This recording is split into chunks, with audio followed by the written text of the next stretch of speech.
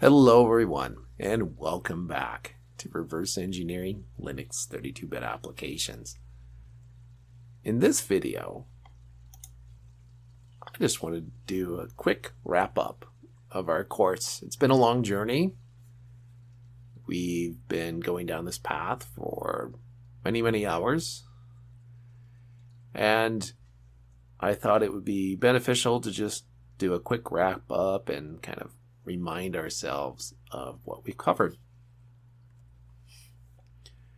So we started out talking about what sort of software would we need in order to do reverse engineering. That included virtualization tools, things like VirtualBox, debuggers like EDB, scripting tools, decompilers, fuzziers. We learned a little bit of assembly. We said that if you really wanted to get into it, I would highly recommend the assembly courses here at Pentester Academy, but we covered just the basics if maybe you didn't want to dive into that. We talked about things like calling conventions and what is the standard calling convention used for function calls in Linux. What are some options? How are system calls made in Linux and how is that different from a function call? We talked a lot about stack overflows. They're the basic flaws in software that we've been exploiting for decades. So we talked about the theory of that, how you could find them, how you could calculate that offset that was always very important in an exploit, how do you deliver your payloads, and a couple of different protection techniques and how you could thwart them. Then we went into heap overflows, another very common type of overflow. We talked about finding them, delivering payloads, etc. Then we talked about format string flaws, something that's somewhat new in the world of vulnerabilities.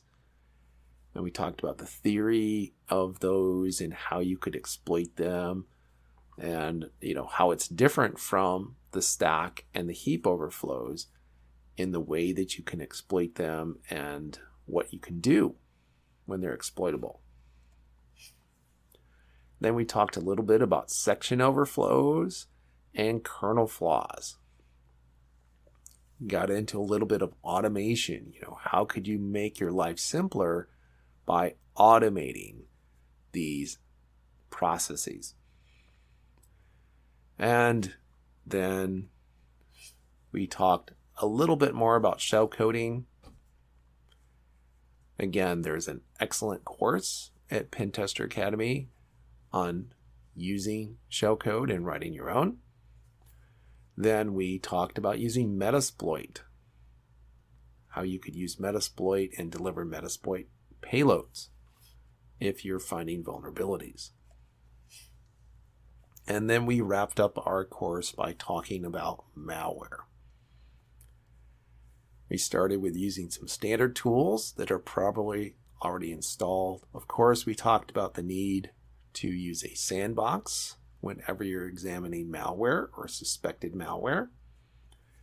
And then we moved into using debuggers. We said that Evans Debugger is a great tool for this. And some of you might want to use GDB instead because it's there and you might use it for other things. Once again, there's an excellent course here at Pentester Academy on how to use GDB if you want to dig deeper into that. And then we lastly talked about obfuscation. And we said this is different ways that someone might attempt to make it harder for you to reverse engineer their code. And with that, we've come to the end of this course. It's been a great journey. It's been a long journey. In terms of calendar time, we're looking at several months that it's taken me to kind of go through this course with you. Some of you might say, where do I go from here? Well, there are other reverse engineering courses that are currently available at Pentester Academy, and we are looking at adding some additional ones. I don't want to spoil the surprise by telling you exactly what those are, but we do have plans for some more reverse engineering goodness. And who knows, you might even see a book or two on this topic coming out sometime fairly soon. So I've definitely enjoyed teaching this class, and I hope you've enjoyed taking it. And of course, as always, just as a reminder, we have a ton of courses here at Pentester Academy. Your source for everything InfoSec. Everything from basic courses in Python and JavaScript all the way to some pretty advanced stuff like iOS pen testing, Android work, using PowerShell for your post-exploitation tasks, and how do I use Metasploit. Everything that you could ever want to know is probably either at Pentester Academy already or possibly coming real soon. So again, it's been my pleasure to have you in this course, and I look forward to seeing you in another course soon. See you then.